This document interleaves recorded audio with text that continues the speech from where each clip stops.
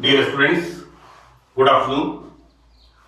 Myself Dr. Ashish Garg, Associate Professor in Chemistry, SAIT, R.N. Ruia Government College, Ramgarh Shekhawati, district Sikar, Rajasthan. बच्चों, BSc part first paper inorganic chemistry. हम आज topic start कर रहे हैं इसमें आयनिक solids. मैं इससे पहले एक पार्ट इसका इस चैनल पर, इस लिंक पर अपलोड कर चुका हूं। बच्चों, मैंने फर्स्ट पार्ट में आयनिक सॉलिड्स में आयनिक बॉन्ड्स को एक्सप्लेन किया था कि किस तरह से तत्व इलेक्ट्रॉन्स के स्थानांतरण के द्वारा धनायन और ऋणायन बनाते हैं। जो तत्व इलेक्ट्रॉन त्यागते हैं वो धनायन बनाते हैं और जो तत्व इलेक्ट्रॉन ग्रहण करते हैं वो ऋणायन बनाते हैं। और इन आयनों में जो बॉन्ड बनते हैं उन्हें हम आयनिक बॉन्ड कहते हैं। बच्चों, होता यह है कि ये तत्व मैंने फर्स्ट पार्ट में एक्सप्लेन किया था कि ये तत्व अपना ऑक्टेट कंप्लीट करने के लिए, या हम इसको ये कहें कि ये तत्व अपना स्थायित्व प्राप्त करने के लिए इलेक्ट्रॉन्स का स्थानांतरण करते हैं। यहां पर तत्व जितने इलेक्ट्रॉन त्यागता है और जितने इलेक्ट्रॉन ग्रहण करता है, इसको हम इसकी इलेक्ट्रोवैलेंसी, विद्युत संयोजकता कहते हैं। और इन आयनों के बीच में इलेक्ट्रोस्टैटिक फोर्सेस, स्थिर वैद्युत आकर्षण बल से जो यौगिक बनते हैं उन्हें हम आयनिक यौगिक कहते हैं। तो ये डेफिनेशन थी आयनिक यौगिक की। और मैंने फर्स्ट पार्ट के अंदर एक सिंपलेस्ट एग्जांपल है सोडियम क्लोराइड का, जो हम 11th 10th क्लास से पढ़ते हुए आते हैं, वहां से इसको मैंने स्टार्ट किया था कि किस तरह से आयन का फॉर्मेशन होता है ऑक्टेट कंप्लीट करने के लिए या स्थायित्व प्राप्त करने के लिए, और आयन के स्थानांतरण से जो इलेक्ट्रॉन्स के स्थानांतरण से जो आयन्स का फॉर्मेशन होता है। जैसे मैंने बताया बच्चों कि सोडियम मेटल का जब हम इलेक्ट्रॉनिक स्ट्रक्चर देखते हैं, हम देखते हैं 281, इसका एटॉमिक नंबर 11। सोडियम मेटल अपने n बराबर 3 कोश से एक इलेक्ट्रॉन का त्याग करता है और बनाता है Na+, और Cl क्लोराइड, जिसका हम इलेक्ट्रॉन्स का हम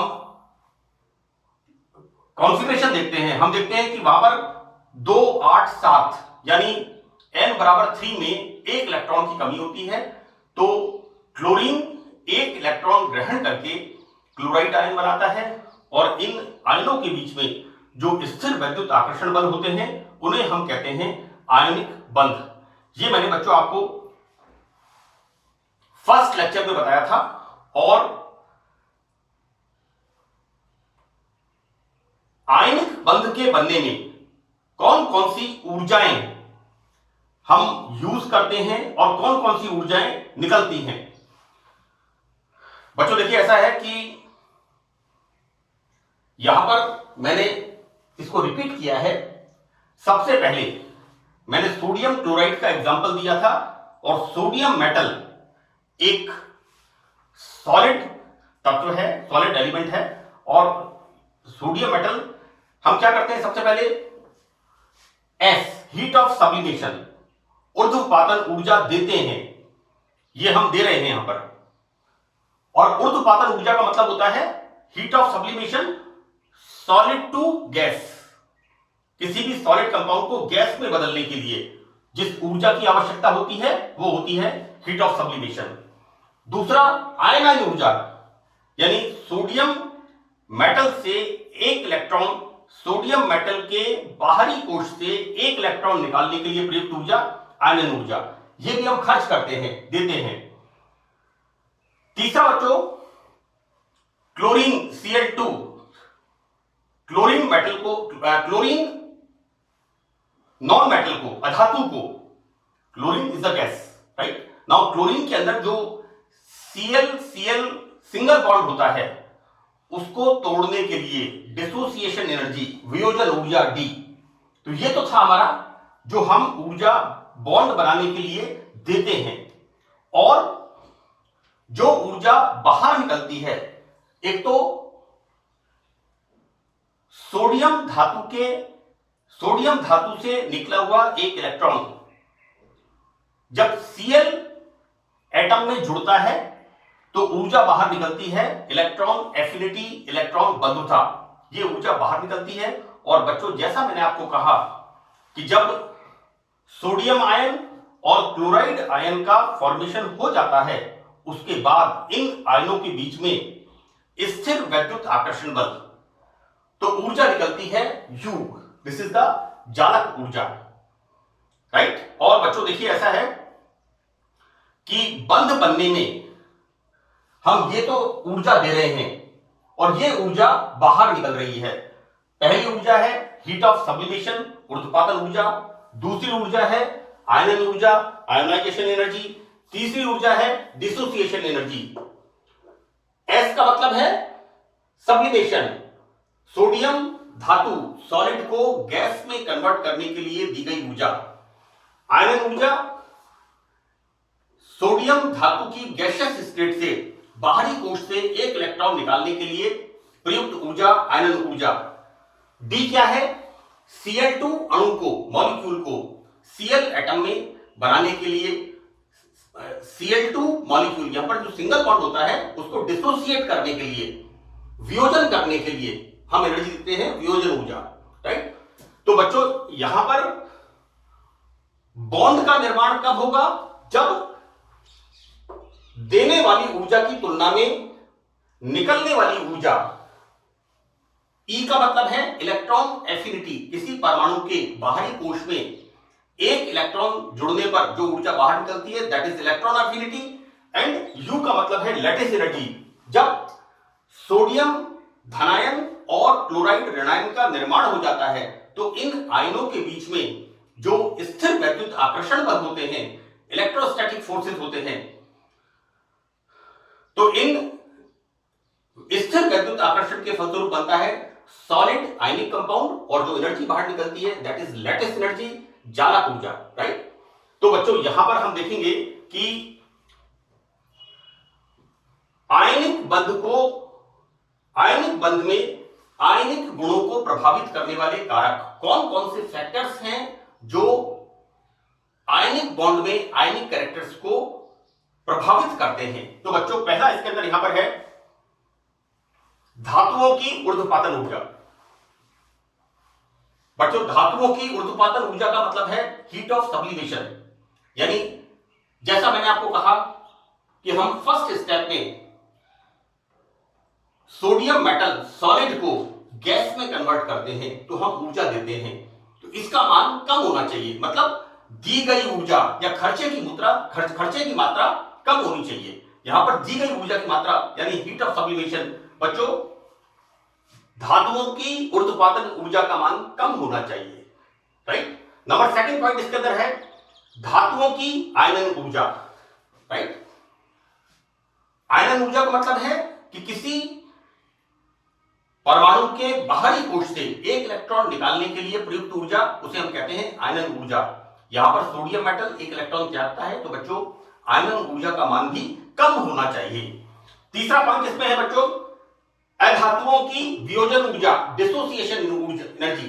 अधातुओं से मतलब है, मैंने यहां पर सोडियम क्लोराइड के एग्जांपल के रेफरेंस में बात कर रहा हूं, Cl2 is the non metal. यहां पर अधातुओं की वियोजन ऊर्जा व इलेक्ट्रॉन बंधुता, यानी यहां पर दो बातें हैं, एक तो है Cl2 अणु से Cl परमाणु का निर्माण, तो ऊर्जा हम वहां पर देते हैं वियोजन ऊर्जा, डिसोसिएशन एनर्जी। और सोडियम मेटल से निकला हुआ एक इलेक्ट्रॉन जिसके परिणाम स्वरूप सोडियम Na+ बनाता है, सोडियम आयन बनाता है, राइट। तो इस इलेक्ट्रॉन के क्लोराइड के बाहरी कोश में जब जुड़ता है तो ऊर्जा बाहर निकलती है, इलेक्ट्रॉन बंधुता। तो बच्चों यहां पर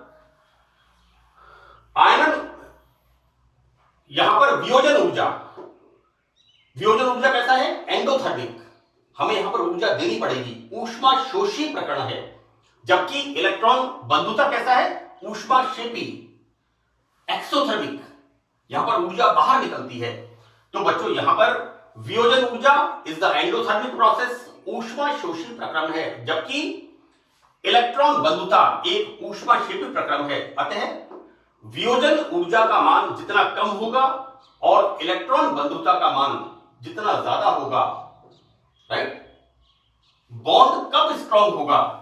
जब दी जाने वाली ऊर्जा की तुलना में निकलने वाली ऊर्जा की मात्रा ज्यादा होगी। तो बच्चों अधातु में ऋणायन बनाने की प्रवृत्ति उतनी ही अधिक पाई जाएगी। Now the fourth point is the lattice energy. ये बच्चों चौथा फैक्टर है कि जब इलेक्ट्रॉन के स्थानांतरण से धनायन और ऋणायन का निर्माण हो जाता है, तो उसके बाद में इन आयनों के बीच में जो इलेक्ट्रोस्टैटिक फोर्सेस होते हैं, स्थिर वैद्युत आकर्षण बल होते हैं, इनके अट्रैक्शन के परिणाम स्वरूप यहां पर सॉलिड क्रिस्टल का निर्माण होता है। और जो सॉलिड क्रिस्टल का निर्माण होता है तो ऊर्जा बाहर निकलती है, जालक ऊर्जा। तो बच्चों जितना अधिक जालक ऊर्जा का मान होगा उतना ही बॉन्ड स्टेबल होगा और आयनिक बॉन्ड बनेगा। तो जैसा मैंने आपसे कहा बच्चों, हम यहां पर आयनिक बॉन्ड बनाने में 5 तरह की ऊर्जाएं, पहला हीट ऑफ सब्लिमेशन, ऊर्ध्वपातन ऊर्जा, ये हम देते हैं। दूसरा आयनन ऊर्जा, किसी परमाणु के बाहरी कोश से इलेक्ट्रॉन निकालने के लिए ऊर्जा, आयनन ऊर्जा। तीसरा वियोजन ऊर्जा, डिसोसिएशन एनर्जी, किसी मॉलिक्यूल को उसको वापस उसके एटम्स में तोड़ने के लिए प्रयुक्त ऊर्जा, दैट इज द वियोजन ऊर्जा। और चौथा जो ऊर्जा बाहर निकलती है, इलेक्ट्रॉन बंधुता, सोडियम से जो इलेक्ट्रॉन निकलता है वो इलेक्ट्रॉन Cl एटम लेकर के क्लोराइड आयन बनाता है, अपना ऑक्टेट कंप्लीट करता है 288।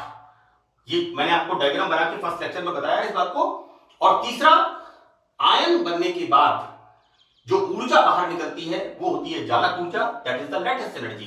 तो बच्चों ये फैक्टर्स इस तरह से मैंने बताया कि आयनिक बंध को प्रभावित करते हैं। अब देखिए बच्चों यहां पर एक मैंने नाम लिखा है बॉर्न-हावर चक्र, बॉर्न-हावर साइकिल। बच्चों ये बॉर्न-हावर साइकिल एक बड़ा ही इंपॉर्टेंट साइकिल है जो कि आयनिक बंध को अच्छी तरह से एक्सप्लेन करता है। ये इट इज मैंने लिखा है फर्स्ट पार्ट इसके अंदर कि बॉर्न-हावर चक्र एक ऊष्मा गतिक चक्र है, it is a thermodynamic cycle, right. और ये क्या बताता है? ये किसी आयनिक यौगिक के बनने की, अब देखो बेटा इसको जब आपको लिखना है ना कि बॉर्न-हावर चक्र एक ऊष्मा गतिक चक्र है जो किसी आयनिक यौगिक बनने की ऊर्ध्वपातन ऊर्जा, आयनन ऊर्जा, वियोजन ऊर्जा, इलेक्ट्रॉन बंधुता और जालक ऊर्जा में एक संबंध स्थापित करता है। हम अगर आपसे कोई पूछे कि व्हाट इज बॉर्न-हावर चक्र, योर आंसर इज कि Born Haber cycle is a thermodynamic cycle. ये एक ऊष्मागतिक चक्र है जो किसी आयनिक यौगिक बनने की विभिन्न ऊर्जाओं, ऊर्ध्वपातन ऊर्जा, आयनन ऊर्जा, वियोजन ऊर्जा, इलेक्ट्रॉन बंधुता और जालक ऊर्जा, इसमें एक संबंध स्थापित करता है। तो इन ऊर्जाओं को के रिलेशन को, इन ऊर्जाओं के रिलेशन को जो साइकिल एक्सप्लेन करता है उसे हम कहते हैं बॉर्न-हावर चक्र। आगे देखो बच्चों यहां पर लिखा है कि यह चक्र हेंस के नियम पर आधारित है। बच्चों थर्मोडायनेमिक्स के अंदर आप एक साइकिल पढ़ते हो, हेंस साइकिल, और उसके अंदर क्या होता है कि आपको मैं एक एग्जांपल दूंगा कि आपको जयपुर से दिल्ली जाना है। ये आपका एक रास्ता हो गया कोटपुतली होते हुए, कोटपुतली, बहरोड, दिल्ली। ये आप जयपुर ए हो गया, so that what I can, हम इसको ये बताएंगे what is the you know simplest way कि हमें ए से बी, ये एक रास्ता है, राइट। यहां पर ए से बी यानी हम एक पाथ है, हम ए से बी का फॉर्मेशन करते हैं। This is the first path, now this is the second path and this is the first path. यहां पर हेंस का नियम क्या कहता है कि ए से बी रिएक्टेंट से प्रोडक्ट बनना। आप जयपुर से दिल्ली किसी भी रास्ते से जाएं, लेकिन पहला रास्ता जो ऊर्जा का आदान प्रदान होगा, या हम जिसे कहेंगे हीट ऑफ फॉर्मेशन, चाहे आप पहले रास्ते से करें, चाहे दूसरे से करें, चाहे तीसरे से करें, इन तीनों में बराबर होगा। इसको अपन ऐसा कहते हैं कि हम जयपुर से दिल्ली 3 रास्तों से जाते हैं, लेकिन हेंस का नियम क्या कहता है कि हम ए से बी रिएक्टेंट से प्रोडक्ट, राइट, यहां पर 3 पाथ हैं रिएक्शन के, लेकिन यहां पर जो ऊर्जा का पॉसिबल एनर्जी है वो तीनों के अंदर बराबर होती है। यहां पर बच्चों किसी अभिकर्मक से उत्पाद बनने में ऊर्जा परिवर्तन सदैव समान रहता है, चाहे अभिक्रिया किसी भी पथ द्वारा, किसी भी पथ द्वारा, किसी भी स्टेप से, राइट। आप बच्चों जयपुर से दिल्ली किसी भी रास्ते से जाइए, लेकिन यहां पर जो ऊर्जा का खर्चा है, ऊर्जा का, इसको लिखा है कि ऊर्जा परिवर्तन सदैव समान रहता है, राइट, यानी ए से बी यहां पर, लेकिन आप किसी भी स्टेप से, किसी भी पथ से रिएक्शन करें और रिएक्टेंट्स का फॉर्मेशन करें, लेकिन यहां पर ऊर्जा का परिवर्तन सदैव समान रहता है, चाहे अभिक्रिया किसी भी पथ द्वारा संपन्न की जाए। तो this is the hence law. और सेकंड स्टेप क्या है इसके अंदर कि पूरे चक्रीय पथ में हम जो, मैं इसकी साइकिल नेक्स्ट उसमें बनाऊंगा क्योंकि इसमें जगह नहीं है। बॉर्न हार्बर चक्र थोड़ा सा एक लंबा पार्ट है, बहुत ही इंटरेस्टिंग पार्ट है कि इस पूरे चक्र में कुल ऊर्जा का परिवर्तन शून्य रहता है। कुल ऊर्जा का परिवर्तन शून्य से क्या मतलब है कि हमने जितनी एनर्जी हमारे पास, चाहे हमारा पहला फर्स्ट, इसको हम कहते हैं डेल्टा H1 बराबर डेल्टा H2 बराबर डेल्टा H3, पूरे चक्रीय पथ में ऊर्जा का परिवर्तन शून्य होता है। तो दीज आर द 2, ये 2 स्टेप्स हैं जिनके ऊपर बॉर्न हार्बर चक्र बेस्ड है। It is a thermodynamic cycle जो कि आयनिक बंध बनने की विभिन्न ऊर्जाओं के बीच में संबंध स्थापित करता है। SID ये दी जाने वाली ऊर्जाएं हैं, और माइनस, ये माइनस का मतलब है ऊर्जा बाहर निकलती है, E plus U that is electron बंधुता प्लस लैटिस एनर्जी, जालक ऊर्जा। आयनों के बीच में इलेक्ट्रोस्टैटिक फोर्सेस, अट्रैक्शन जो होता है, जिसके परिणाम स्वरूप आयनिक यौगिक बनता है, उसे हम कहते हैं U that is the lattice energy. बच्चों यहां पर मैंने एक तो लिखा है A और एक लिखा है B, इनको आप ध्यान से देखना। जैसा मैंने आपसे कहा कि हम रिएक्टेंट से प्रोडक्ट किसी भी पथ से बनाए, किसी भी रास्ते से बनाए, कुल ऊर्जा का परिवर्तन शून्य होता है, ऊर्जा परिवर्तन स्थिर रहता है। तो बच्चों देखिए, हम देखते हैं यहां पर एक तो स्टेप क्या है कि हम सोडियम क्लोराइड का, मैंने यहां बच्चों बॉर्न हार्बर चक्र में सोडियम क्लोराइड का एग्जांपल दिया हुआ है, तो हम यहां पर इस पर लिखा हुआ है कि काल्पनिक पदों द्वारा सोडियम क्लोराइड की संवहन ऊर्जा की गणना।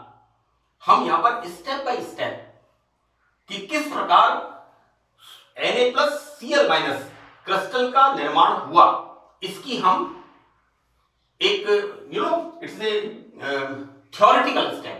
काल्पनिक पदों से मतलब है ये थ्योरेटिकल स्टेप है। बच्चों पहला स्टेप क्या है?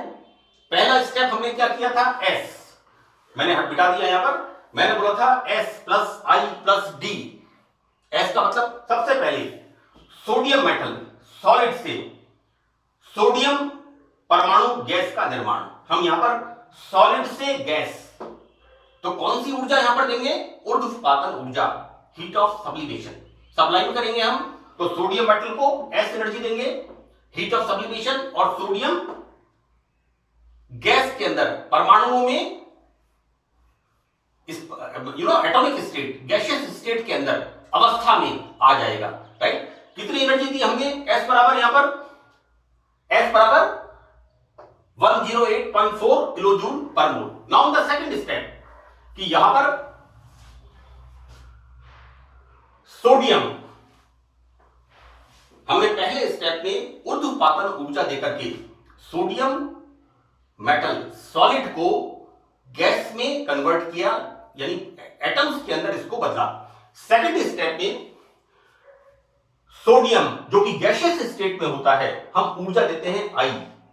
I is the ionization energy, आयनन ऊर्जा। किसी परमाणु के बाहरी कोश से एक इलेक्ट्रॉन निकालने के लिए आवश्यक ऊर्जा आयनन ऊर्जा कहलाती है। तो बच्चों यहां पर हम आई देते हैं और क्या होता है, मैंने अपने फर्स्ट लेक्चर में बताया है कि सोडियम जिसे हम लिखते हैं 281, एक इलेक्ट्रॉन बाहरी कोश से जो बाहर निकलता है दैट इज आयनन ऊर्जा। और यहां पर Na+ गैसियस स्टेट में इसका निर्माण होता है और एक इलेक्ट्रॉन यहां पर बाहर निकलता है। और आयनन ऊर्जा हमने यहां पर कितनी खर्च की, कितनी ऊर्जा दी हमने, 495.4 kilo joule per mole. This is the plus, ये ऊर्जा हम दे रहे हैं। Now the third step, chlorine परमाणुओं का निर्माण। राइट बच्चों, Cl2 is the molecule, right. और हम यहां पर हमें NaCl के लिए कितने Cl की जरूरत है, एक Cl की जरूरत है, राइट। और यहां पर Cl2 कितने हैं, 2 atom, it is the molecule, gaseous molecule, right. यहां पर हम आधा मोल Cl2, क्योंकि हमें एक Cl की जरूरत है तो यहां पर हम आधा मोल Cl2 को वियोजित करने के लिए वियोजन ऊर्जा, यानी Cl सिंगल बॉन्ड Cl को तोड़ने के लिए दी गई ऊर्जा आधा मोल D2 वियोजन ऊर्जा देते हैं। तो बच्चों यहां पर half Cl2 already gaseous state में होता है, यहां पर इसको हम हाफ डिसोसिएशन ऊर्जा एनर्जी देते हैं और यहां पर ये बच्चों Cl गैस एटम में कन्वर्ट, एक Cl मिलेगा हमें, because we are taking here 1 mole of Cl2, right. And this is the D का मान कितना है, 241.8 किलो जूल पर मोल। बच्चों मैं आपको एक बात बता दूं, ये वियोजन ऊर्जा है एक मोल के लिए, राइट। और जब हम आधा मोल की बात करेंगे तो आप देखिए मैंने यहां पर 241.8 को इसको किया है 120.9, सी 120.9 kilo joule.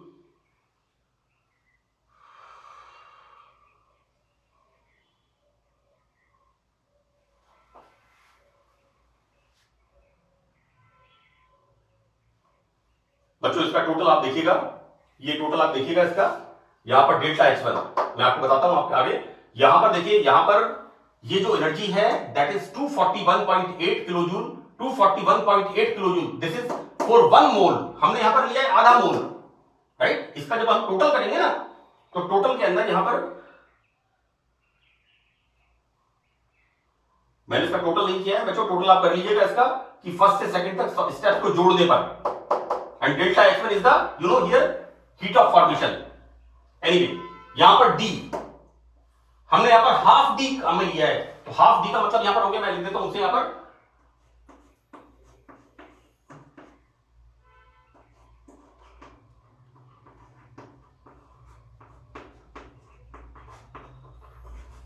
120.9 kilo joule per mole for the half D। Now chloride आयनों का निर्माण। तो बच्चों स्टेप यहां पर लिखा है स्टेप 2, ये जो इलेक्ट्रॉन निकलता है स्टेप 2 से निकले हुए इलेक्ट्रॉन को ग्रहण करके क्लोरीन एटम आयनित हो जाते हैं, जिससे एनर्जी बाहर निकलती है यहां पर -E electron affinity. Cl atom in the gaseous state एक इलेक्ट्रॉन एक्सेप्ट करता है और यहां पर फॉर्मेशन होता है Cl-, और यहां देखिए माइनस में ये माइनस चिन्ह क्या इंडिकेट कर रहा है, ऊर्जा बाहर निकलती है। बच्चों मैं एक बार फिर बता दूं, S ये ऊर्जा हम देते हैं, दिस इज प्लस। ये ऊर्जा आयनन ऊर्जा हम देते हैं परमाणु के बाहरी कोश से एक इलेक्ट्रॉन बाहर निकलने के लिए दी गई ऊर्जा। अगेन D Cl2 मॉलिक्यूल को Cl परमाणु में वियोजित करने के लिए, डिसोसिएट करने के लिए, dissociation energy, that is D, right. Now Cl atom में 2 8 7 एक इलेक्ट्रॉन जब जुड़ता है तो ऊर्जा बाहर निकलती है electron affinity, that is -348.5 kilo joule per mole. And the last step, sodium chloride का निर्माण। बच्चों यहां पर Na+ और Cl- आयनों के आकर्षण से, मैंने जैसा आपसे कहा कि आयनों के इलेक्ट्रोस्टैटिक अट्रैक्शन, स्थिर वैद्युत आकर्षण के फलस्वरूप जो यौगिक बनते हैं, क्रिस्टलाइन सॉलिड यौगिक बनते हैं, वो होते हैं आयनिक कंपाउंड। तो बच्चों lattice energy that is -757.3 kilo joule per mole, ये निकलती है इन दोनों आयनों के अट्रैक्शन के फलस्वरूप जब सॉलिड NaCl का निर्माण होता है। और लास्ट में बच्चों यहां पर स्टेप फर्स्ट से